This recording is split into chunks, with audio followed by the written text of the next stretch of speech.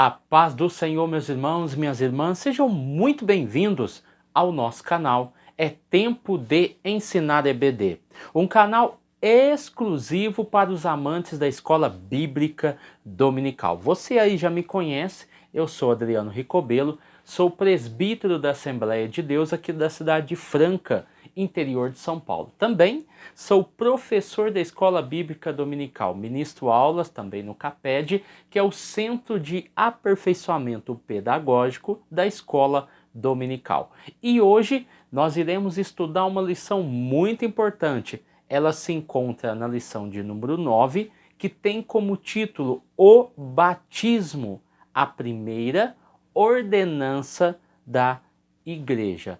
Junto com a lição de número 10, nós vamos trabalhar esses temas que são concomitantes, relevantes e também muito importante para nós protestantes, ok? Então, antes de nós iniciarmos a nossa lição, queria pedir para vocês que deixassem aquele like do céu, que nos ajuda muito, ajuda demais o nosso canal. Também que você deixe o seu comentário, isso é importante. Não somente o like, o comentário e também o seu compartilhamento é importantíssimo para o crescimento do canal. Assim, com certeza, o YouTube reconhece que esse canal, que esse vídeo tem relevância para aquela pessoa e ele vai distribuir e vai fazer impressões desse vídeo para outras pessoas que têm o gosto similar ao seu, tá bom? Então que nós venhamos aí a ajudar uns aos outros e assim nós possamos aí crescer cada dia mais no YouTube, tá bom? A minha felicidade, a minha gratidão a vocês são imensas pelo fato de a cada dia o canal estar crescendo, tá bom? Então eu louvo a Deus pela vida de cada um que está do outro lado da telinha, tá? Então vamos lá. O nosso textuário, vamos aqui iniciando aí pela nossa avaliação, pelo nosso empreendimento tanto no textuário e verdade prática. Vamos lá. Portanto, esse portanto que o autor coloca aqui em Mateus capítulo 28, versículo 19, introduz uma oração coordenada que contém a conclusão de um raciocínio. Tanto é que o versículo começa, portanto, ide, ensinai todas as nações, batizando-as em nome do Pai, do Filho e do Espírito Santo. Então eu tenho aqui uma base de sustentação na minha introdução que vai ter aí como raciocínio dentro dessa oração uma conclusão. A conclusão desse raciocínio vai começar a acontecer a partir do versículo de número 19. Mas e esse id, né? Nós vamos ver esse id acontecer e ser mencionado em Marcos capítulo 16, versículo 15. Nós já estudamos esse trecho, né? E disse-lhes, ide por todo o mundo, pregai o evangelho a toda criatura. Esse id aqui, no grego, é importante a gente já pronunciar esse termo aqui no início, é um sufixo átono que indica relação ou qualidade, indicando assim uma substância ou um composto químico, é esse id. A origem etimológica desse id é eidos, né, que significa visto ou forma. Então esse id aqui, quando você olha para o contexto, você compreende que há o quê? Uma substância, algo que compõe, é como um composto químico. Não existe o id sem o ensinar. Não existe ensinar sem ir. E não existe id, ensinar, sem a base de sustentação desse id. Porque se eu vou a todas as nações e eu estou batizando, e como Marcos 16 e 15 diz que é para ir e pregar o evangelho, eu preciso de ter uma base de sustentação. Qual é a base de sustentação? Em nome do Pai, do Filho e do Espírito Santo. Por isso que a ideia de id nos dá a ideia de composto químico. São elementos que se fundem, que se ajuntam, se aglomeram e formam uma substância só, um composto químico só. Então isso é importante a gente entender. Então esse id é um imperativo, tá? Então esse imperativo ele está nos mandando fazer o quê? Ensinai, ensinando-os. Ou seja, instruir acerca de, sobre o que. Então, o ensinar está baseado naquilo que foi aprendido e ensinado por alguém, que no caso foi Jesus. E no caso aqui, a ênfase, além de ir e ensinar, a ênfase, a tríade aqui está também relacionada ao batizar. E esse batizar é o primeiro ato público de fé. Então, peraí, então eu tenho o papel e a responsabilidade de ir, eu tenho o papel e a responsabilidade de ensinar, e como retorno dessa ida e o retorno desse ensino, eu tenho um ato público daquele que me ouve.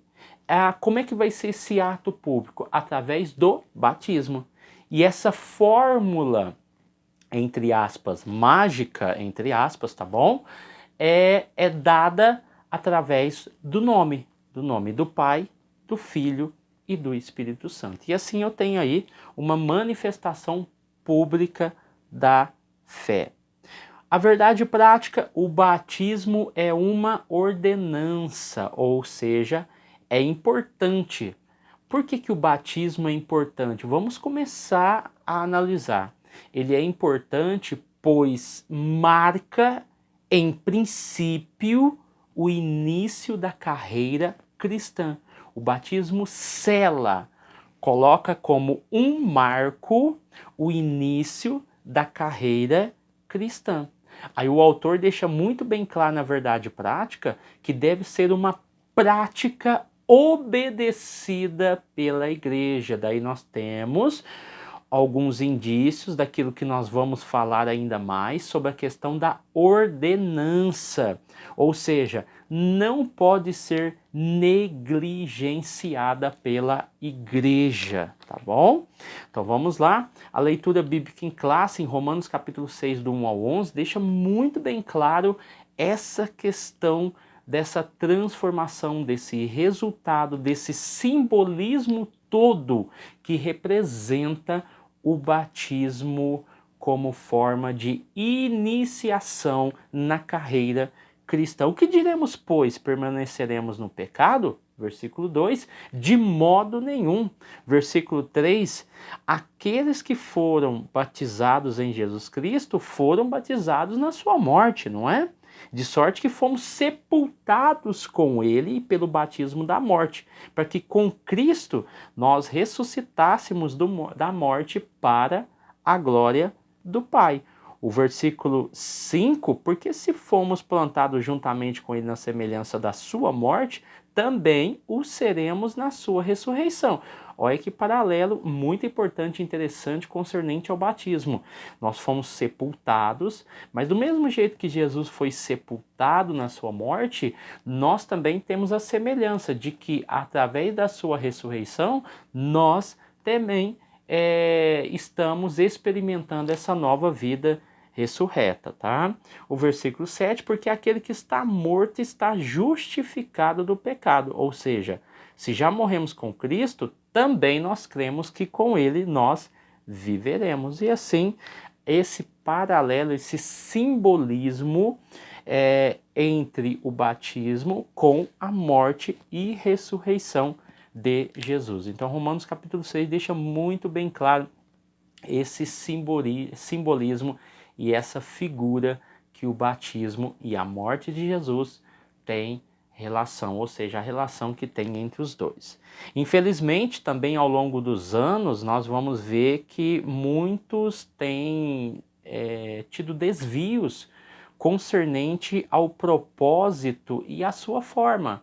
Ou seja, as pessoas estão distorcendo né? E nós vemos aí muitas formas de batismo e muitas formas de batismo são discutidas, mas fato é que nós vamos ver que há um relaxamento concernente ao propósito do batismo, tá? E nós vamos aqui resgatar aqui nessa aula esses valores, ok? Já vi aí episódios de algumas igrejas que o batismo é feito num tobogã, a pessoa desce no tobogã e vai rumo à piscina e ali, ou seja, é preciso observar essa questão do batismo para a gente não profanar e também não trazer uma irrelevância para um ato tão sério, uma mudança de vida.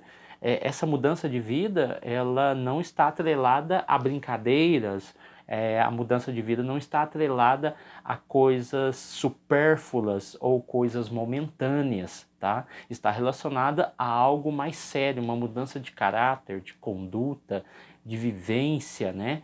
É aquilo que a Bíblia chama de novidade de vida. Estamos, a partir daquele momento, entrando em uma nova fase da vida que tudo é novidade, ou seja, é um recomeço para aquela história, tá? Então vamos lá.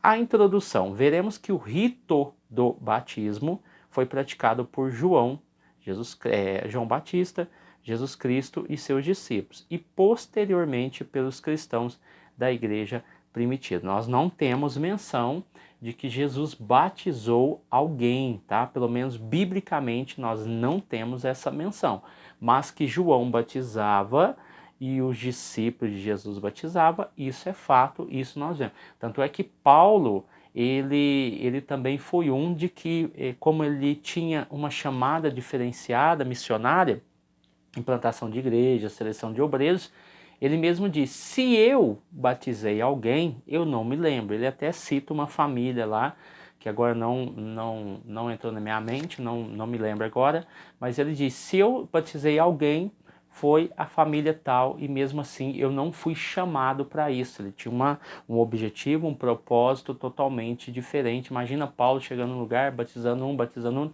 ele não faria a obra de Cristo da maneira eficiente e eficaz como ele fez, tá? Então ele deixava isso a cargo dos seus liderados que ele tinha, tá bom?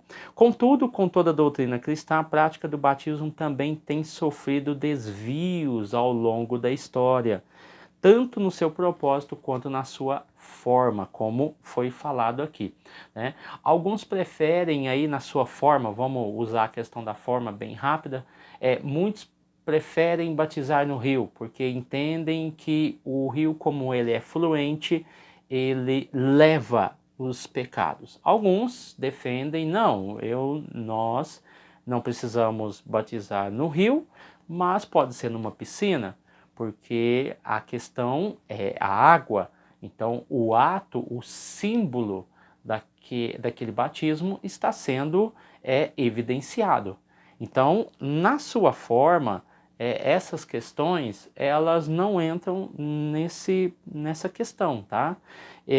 Quando você tem aqui o propósito, qual que é o propósito do batismo? Qual é a importância dele? Qual é a mudança que isso causa na vida da pessoa? É por força? É por violência? Ou é um ato que vem de dentro da pessoa? É algo voluntário? É algo que traz uma decisão para aquela pessoa. Então nós temos que entender essa questão no propósito. Isso não pode ser algo forçado, tá? Porque isso é um símbolo, é um marco na vida da pessoa, e por isso que nós tratamos o batismo como uma ordenança e não como um sacramento, tá? Então a pessoa, ela, de livre e espontânea vontade, decide se render a Cristo e assumir a forma do batismo como iniciação na sua fé, tá bom? E a sua forma, como foi falado aqui, a forma como é feita o batismo, ela tem que ser feita com muita ordem, com muita decência, com muito respeito, com muita admiração e também com muita reverência por aquela pessoa que está se batizando e também pelo ato público que está sendo realizado, para que aquilo ali não torne e não se torne algo que seja desprezado até pelos próprios cristãos. Pelo contrário, deve ser algo valorizado por todos. Primeiro tópico, pressupostos bíblicos doutrinários do batismo. O batismo como um sacramento, a origem de um erro. O autor coloca aqui que a questão do sacramento, que significa um sinal sagrado capaz de conferir graça àquele que dele participa. E ele cita aqui Agostinho de Hipona, dizendo que ele, nas suas falas, a ideia era de que o batismo como sacramento é um rito que transmite graça espiritual, independente da fé de quem o pratica. Essa concepção católica, e no caso o batismo na Igreja Católica, um batismo infantil, se você pegar a origem, você vai entender que quando se batiza uma criança, você está iniciando porque ela nasceu em pecado. Então, marca ali o início da carreira cristã a partir da sua fase de infância. Aí aqui, se você pegar sacramento, vamos entender melhor, certos atos da prática religiosa que são distintos de todos os outros ritos. Então, quando eu falo de sacramento, eu estou falando que existem certos atos da prática e da cerimônia religiosa que são distintos, separados de todos os ritos, de todos os outros ritos, né, que existe e possa existir dentro de uma congregação, de uma igreja. Aí eu separei os dois pontos. O primeiro ponto, que os sacramentos instituídos por Cristo como uma forma visível da qual a graça é buscada e conferida. Então, dentro da concepção católica, o batismo se encaixa dentro desse conceito de que os sacramentos foram instituídos por Cristo como uma forma visível pela qual a graça de Deus é buscada e conferida. Mas o segundo ponto, que é o ponto ao qual os protestantes eles aderem, é que os sacramentos eles são observados em memória dele, no caso Jesus, como um sinal. Não somente como um sinal, mas como um selo e também como um símbolo da experiência ou profissão de fé. Então, esse segundo ponto é aquilo que nós chamamos de ordenança. Ordenanças, que no caso aqui nós vamos estudar, são a ceia e o batismo e a ceia. Então nós não entendemos sacramento como os católicos entendem. Nós acreditamos que a ceia e também o batismo não é um sacramento, mas uma ordenança, porque o sacramento ele confere graça àquele que busca. Tanto é que o sacramento dentro da questão católica, né, metodista e algumas outras vertentes cristãs, eles chamam de mistério. Quais são os 7 sacramentos que a Igreja Católica propaga? É o batismo, a crisma, a Eucaristia, a penitência, a extrema-unção, as ordens sagradas e o casamento, que é considerado um sacramento. Os protestantes, se nós pegarmos a palavra sacramento, os protestantes aceitam o batismo e a ceia, mas não os considera sacramentos, mas sim uma ordenança do próprio Jesus, tá? Então assim nós compreendemos Dentro da visão católica, o sacramento é algo que foi instituído por Cristo. Para nós consideramos como ordenanças que foram instituídas por Cristo. Talvez isso possa causar um embaraço na mente dos seus alunos, por isso que é importante nós deixarmos muito bem claro a questão do sacramento e a questão da ordenança, para que se não cria aí um problema de entendimento e compreensão dessa questão. O batismo não é sacramento, mas ordenança de Cristo. O autor vai colocar aqui que o ensino bíblico concernente ao batismo é que ele é uma ordenança e não um sacramento. Ou seja, ele é observado e ele é reconhecido como ordenança. Então não há, portanto, no batismo um poder mágico de conferir ou capaz de transmitir graça. Na outra aula vai ser importante que nós vamos falar sobre isso. Quantas pessoas você já deve ter visto, por exemplo, orar na ceia, e uma que já começa errado quando a gente coloca assim, ó, Santa Ceia do Senhor. Quando eu falo santa, isso nós vamos falar na próxima aula. Eu estou transferindo graça ao pão e o cálice. É por isso que você ouve muitas pessoas quando vão orar pelo pão e pelo cálice dizendo assim: Senhor, abençoa este pão, abençoa este cálice, que quem tocar nesse pão receba cura, receba libertação, receba isso, receba aquilo, tirando todo o sentido original e todo o sentido simbólico do cálice. Então nós vamos falar muito na próxima aula, vai ser importante você não perder ela. Então você vê vários cartazes aí pelas redes sociais, Santa Ceia do Senhor. Você está sacramentando, conferindo graça, ou seja, quem tocar naquele pão e quem tocar naquele cálice pode ser curado. E isso está totalmente equivocado. Isso não é uma questão minha, tá bom?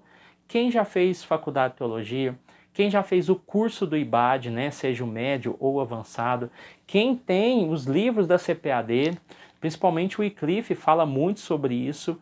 Quem já leu, quem lê, sabe que muitos lugares estão fazendo isso, até dentro da Assembleia de Deus, e isso está totalmente equivocado e errado. Então, se você coloca lá na televisão, nos seus anúncios, Santa Ceia do Senhor, está totalmente equivocado e errado, tá bom? Então o autor deixa bem claro, não há, portanto, no batismo um poder mágico capaz de transmitir graça. Batismo é uma ordenança dada por Cristo a quem já foi alcançado pela graça, e não a quem quer obter alguma graça através do batismo. O autor deixou muito bem claro, muito bem objetivos essa questão. O batismo é para quem já foi alcançado, ou seja, eu fui alcançado pela graça, eu recebi o favor imerecido de Deus, eu aceitei servir a Jesus, eu me rendi aos pés de Jesus, e através dessa rendição, dessa convicção de que Cristo é o caminho, a verdade e a vida, porque o Espírito Santo convence o homem do pecado, da justiça e do juízo. É através dessa decisão que eu vou para o batismo. Eu não sou salvo por causa do batismo.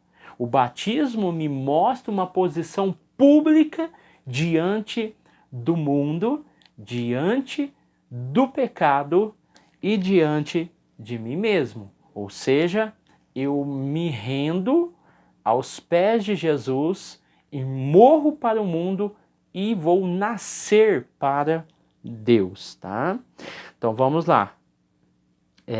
O subtópico de número 3, o batismo deve ser administrado aos adultos. O mesmo Agostinho defendeu também que os bebês, por haverem nascidos com o pecado original, precisavam ser batizados para serem salvos. Então essa é uma concepção muito católica. Então, uma criança que ainda não chegou à idade da razão não tem maturidade para crer e fazer escolhas, tá? Então, nós entendemos e compreendemos que a questão da manifestação pública através do batismo como algo não somente confessional, mas também algo pessoal, nos mostra justamente essa clareza de que eu estou morrendo para o mundo e nascendo para Cristo.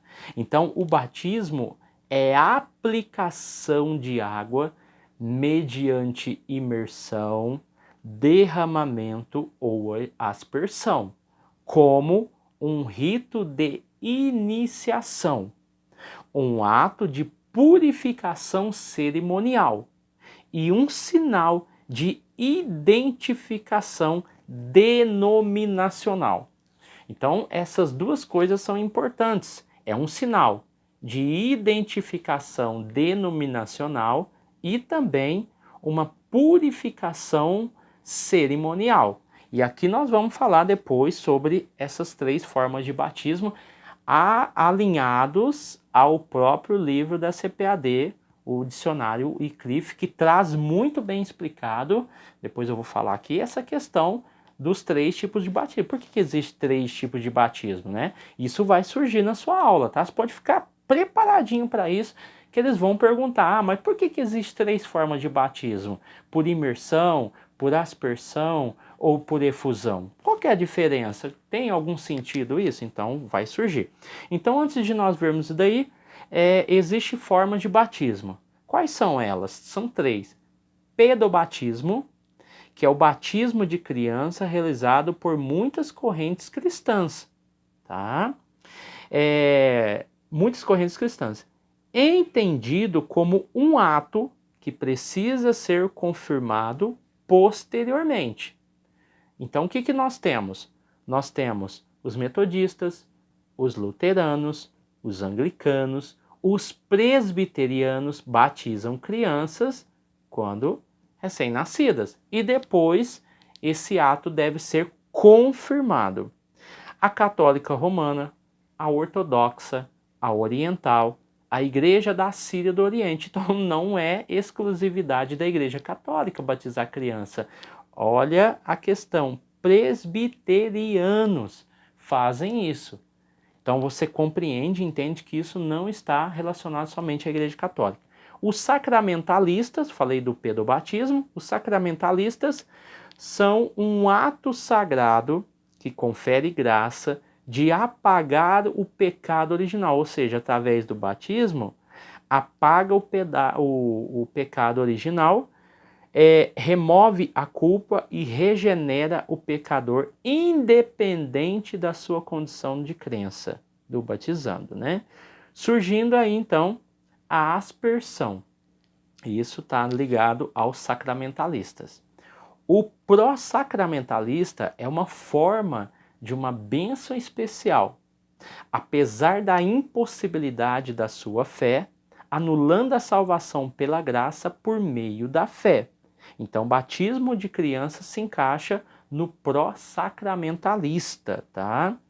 Então, quando você fala sobre o batismo de criança, você pode entender também que isso anula a fé, que é essencial para a decisão da pessoa de fazer o batismo acontecer de forma pública, espontânea e carregada de arrependimentos, tá?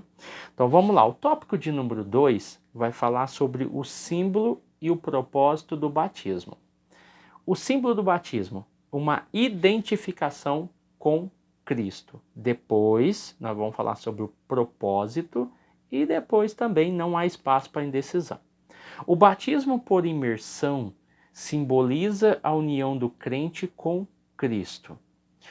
Emergir da água onde havia sido submerso retrata com precisão a identificação do cristão com a ressurreição de Cristo. Então nós temos que deixar muito bem claro que nós estamos falando de identificação. Nós estamos falando de símbolo. Nós estamos falando de algo que não confere graça. Vamos deixar isso muito bem claro para a sala, tá? Sepultados com ele no batismo, nele também ressuscitastes pela fé no poder de Deus que ressuscitou dos mortos. Colossenses 2, versículo de número 12. O cristão morreu para a velha vida e agora entrou na nova vida com Cristo. Por isso que o autor deixou bem claro: símbolo do batismo, identificação com Cristo. O subtópico de número 2 vai falar sobre o propósito do batismo e também o testemunho público da fé cristã. No contexto da fé bíblica, o batismo é uma pública profissão de fé. Ele deixa bem claro que quem se candidata ao batismo deve estar convicto e consciente da fé que abraçou. O batismo é para os salvos e convertidos que estão dispostos a seguir Jesus. Como ele é uma manifestação pública, é como nós estivéssemos falando assim, ó, você batizou e agora, a partir desse momento, você se tornou um seguidor de Cristo e você vai iniciar uma jornada maior e mais esplêndida. Juntando e alinhando esse, enfim, o batismo é para os salvos e convertidos que estão dispostos a seguir Jesus, e que lá no subtópico de número 2 do tópico 1, que diz: o batismo é uma ordenança dada por Cristo a quem já foi alcançado pela graça e não a quem quer obter alguma graça através dele. Nós alinhamos esses dois pensamentos e temos aqui uma conclusão bem simples, objetiva, mas também muito dinâmica da questão do batismo. O subtópico de número 3 vai dizer assim, ó, não há espaço para indecisão. Somente cristãos indecisos rejeitam ser batizados. Então eu tenho cristãos que podem rejeitar o batismo. Eu tenho cristãos que acreditam em Jesus, mas rejeitam o ato do batismo. O batismo não pode ser visto como uma vacina que imuniza o cristão contra o pecado. Também nós vamos ver que muitos não estão dispostos a cortar o cordão umbilical com o mundo. Então essa relação de morrer e nascer está relacionada ao ato público do batismo. E dentro dessa questão do batismo, algumas igrejas, como é que algumas igrejas entendem o batismo? Primeiro, existe o batismo ecumênico. Esse batismo ecumênico, ele é aceito por algumas igrejas. Então, as pessoas que tiveram qualquer forma de batismo, desde que ela tenha sido pronunciada pela fórmula em nome do Pai, do Filho e do Espírito Santo, ela é aceita. E como nós estamos falando de batismo ecumênico, nós vamos ver que a católica se encaixa nisso porque ela aceita o batismo por aspersão ou imersão. Nós também temos o batismo livre. Ele é caracterizado pelas pessoas que recebem pessoas de qualquer igreja evangélica e batizada na infância, na fase adulta, ou que foi por meio de imersão ou aspersão, que no caso aqui é o caso da IURD, da Igreja Universal do Reino de Deus. Elas recebem qualquer pessoa de igrejas evangélicas, né? Se ela foi batizada na infância, na fase adulta, ou que foi por imersão ou aspersão, tá? O batismo confessional, esse batismo confessional não aceita o batismo de outras igrejas. Ou seja, a pessoa precisa se batizar novamente, tá? E o assembleiano, ele meio que encaixa com isso, porque nós não aceitamos o batismo da infância, nós apresentamos. Então, nós temos um pouco de cada igreja aqui, de cada forma de batismo. Alguns nós aceitamos, outros nós não aceitamos. Isso vai da confissão de fé, tá? E só para a gente se atualizar aqui dentro desse contexto do batismo, os judeus, eles só batizavam gentios, tá? Após ter iniciado o rito da circuncisão, para depois ser considerado limpo perante toda a congregação de Israel. E os ritos de iniciação e purificação, nós vamos ver em todas as religiões do mundo, existem ritos, tanto de iniciação e também de purificação.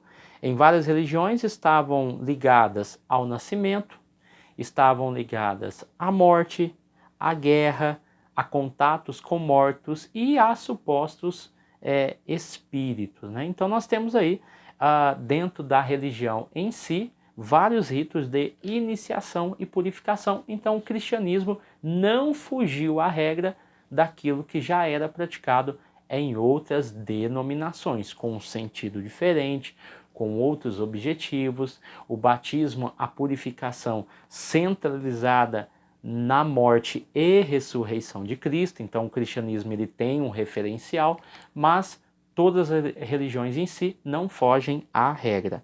O batismo de João, né, muitos, quando você começa a estudar, eles compreendem e entendem que João aprendeu com os essênios, porque os essênios batizavam nas águas, diferente dos judeus, né? Enfim, fato é que o batismo de João era a continuação do batismo judaico, isso é fato. Concentrado em dois pontos principais. Primeiramente, o arrependimento do pecado, e o segundo, que é a indicação da vinda do reino de Deus na figura do Messias, né?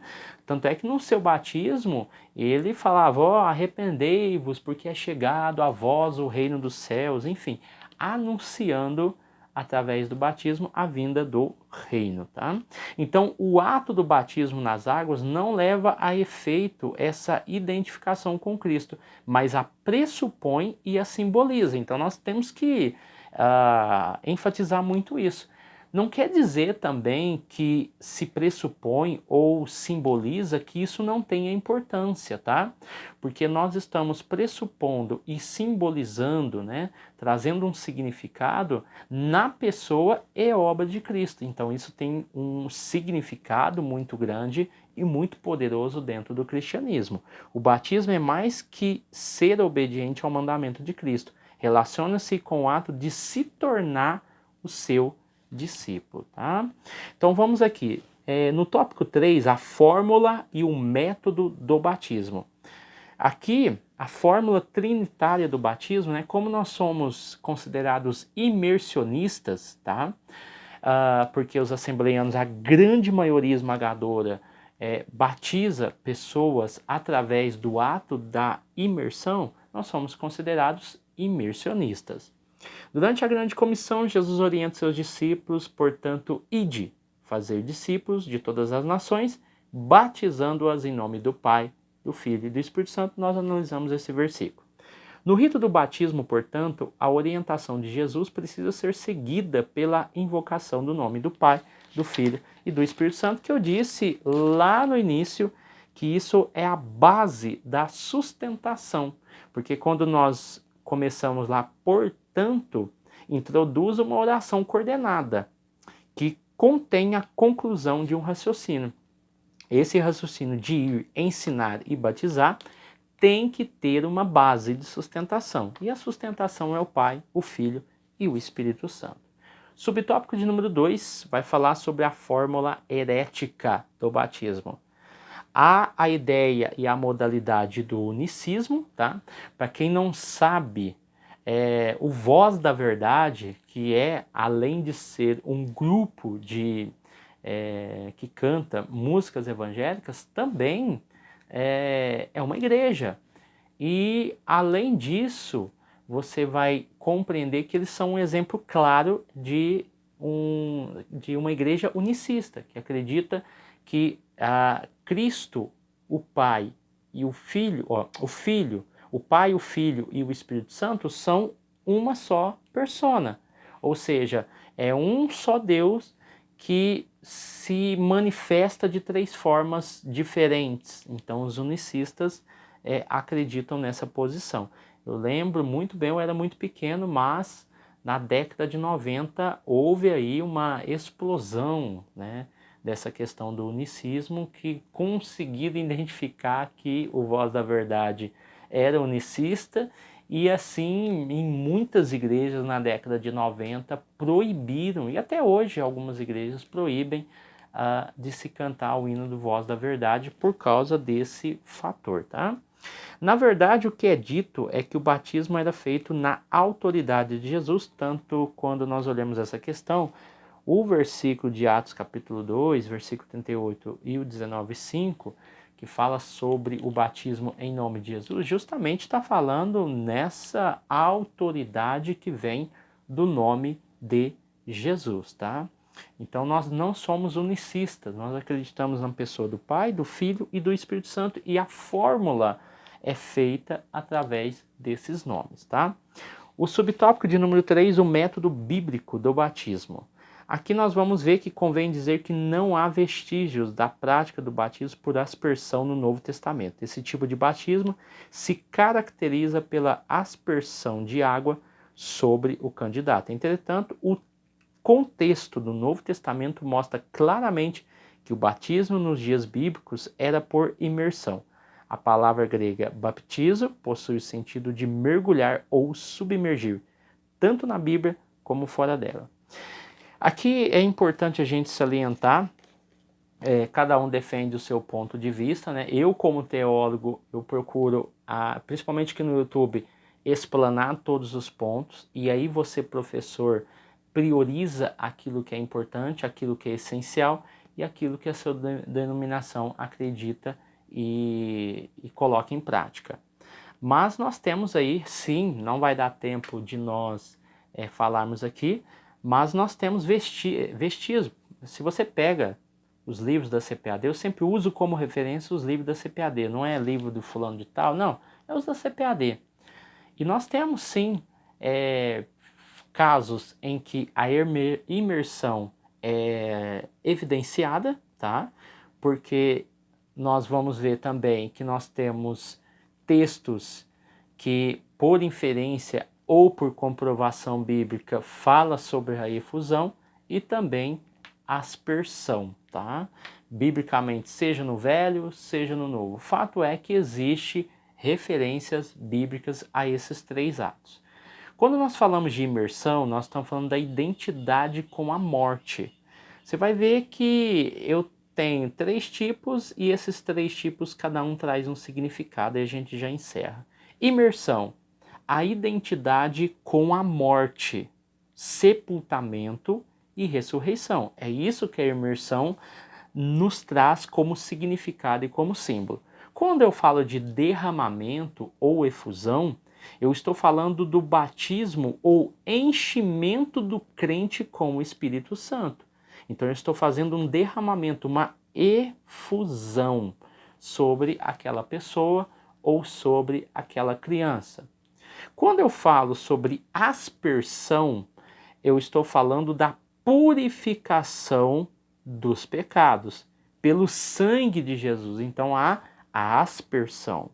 Esses são os significados que nós encontramos, principalmente quando você pega o Wycliffe e quando você pega outras fontes da CPAD, que traz esses 3 tipos de batismo. Tanto é que se você pegar o Wycliffe, lá na página 271, há uma pergunta lá. Por que existe 3 métodos de batismo? Tá? Eu confio muito na imersão, tá? Mas em alguns casos, a aspersão ela é melhor. Em outros casos, o derramamento pode ser a melhor opção. Porque eu posso estar falando, por exemplo, de uma pessoa que está internada em estado grave e ela quer se batizar. Imagine você essa cena. E essa pessoa, ela não tem como você retirar ela dali e levar num tanque da sua igreja. O que você vai fazer? Ou você vai usar o ato da aspersão como forma de batismo ou derramamento. Eu me lembro numa sala de teologia, enquanto nós falávamos sobre isso, porque daqui não é um assunto de hoje na minha cabeça, já é um assunto que vem formando há muito tempo.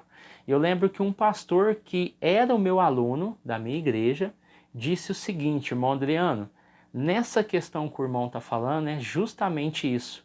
Ele falou assim que em determinado momento do ministério dele, ele teve um encontro com um senhor, uma pessoa de idade, e ela já estava muito debilitada. E com isso, ela queria muito se batizar porque ela teve um encontro forte com Jesus. Ele dizendo em sala de aula para os alunos e para mim. E não tinha como levar ele para a igreja porque ele estava muito debilitado. O que esse pastor fez? Ele pegou esse senhor, levou até o chuveiro e ligou o chuveiro e batizou ele debaixo do chuveiro. Como eu, em sã consciência, como teólogo, como cristão, eu vou falar e vou assumir que esse batismo não valeu, porque ele não foi no rio, ele não foi numa piscina, ele não foi nisso e aquilo, ele não foi dentro de uma igreja. Tem situações, irmãos, que a pessoa precisa tomar uma decisão. Peraí, qual vai ser a forma que eu vou batizar essa pessoa? Então surge essa questão: por que existe 3 métodos de batismo? Aí eu começo a concluir em 5 pontos. Preste atenção. Primeiro, o que o Wycliffe fala? Cada método de batismo ensina uma verdade bíblica separada e vital. Segundo ponto, cada um deles, imersão, derramamento e aspersão, cada um deles, quando entendido e ensinado corretamente, traz grandes bênçãos. Terceiro ponto, todos eles são fases ou partes do que o batismo em sua totalidade representa. Daí, são partes de um todo maior, porque Efésios capítulo 4, do 4 ao 6 diz: um só Senhor, uma só fé, um só batismo. O quarto ponto é que, como nós vamos falar da ceia, a ceia do Senhor tem como significado fundamental a morte de Cristo. O batismo abrange a aplicação dos benefícios da morte de Cristo ao crente pelo Espírito Santo. O quinto e último ponto. A primeira coisa, olha para você começar a compreender esse raciocínio dentro da percepção da própria CPAD, do próprio Wycliffe. A primeira coisa que o Espírito Santo faz é aplicar o sangue de Cristo para purificar o pecado, aspersão. A próxima é identificar o crente com a morte, sepultamento e ressurreição de Cristo, imersão. E por fim, é vir e habitar nos vasos que foram comprados por Deus, ou seja, derramamento ou efusão. Então, quando eu falo, todas as vezes tenho alguma oportunidade de falar sobre o batismo e sobre a ceia, e principalmente aqui o foco batismo, nós temos que levar em considerações esses 3 significados. A igreja A adota isso, a igreja B adota aqui, a igreja C adota tal método. Só que nós temos que entender que, como o próprio Wycliffe diz, é partes de um todo maior. O significado tem um significado, o batismo tem um significado maior do que aquilo que realmente é apresentado, tanto pela efusão quanto pela imersão e também tanto pela aspersão, ok? Então Deus abençoe você, sua casa e sua família. Eu estou à disposição, os irmãos podem me mandar um WhatsApp, tá bom? Vamos conversar um pouco sobre isso. Deus abençoe você, sua casa e sua família. Fique com Deus e até o próximo vídeo.